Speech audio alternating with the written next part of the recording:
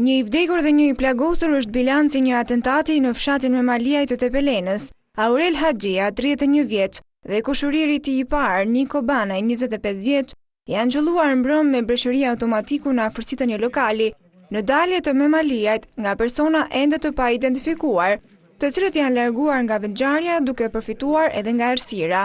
Breshëria e plumbave ka rezultuar fatale për 31 vjeçarin Aurel Haxhia, të cilin e kanë qelluar në pjesë ndryshme të trupit.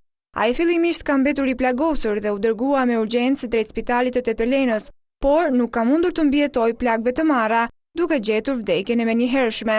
Ndërkohë plumbat nuk kanë kursyer as kushuririn e tij, i cili ka mbetur i plagosur rënd, e fillimisht është dërguar në qendrën spitalore të Memaliajt dhe më pas është nisur me ambulancë drejt spitalit rajonal të Gjirokastrës. Burime pranë bluzave të bardha bëjnë me dije se gjendja e tij shëndetësore paraqitet e rëndë. Policia e Tepelenës është nisur menjëherë në vendngjarje dhe ka filluar punën për zbardhjen e rrethanave të plota të saj, si dhe identifikimin e autorëve.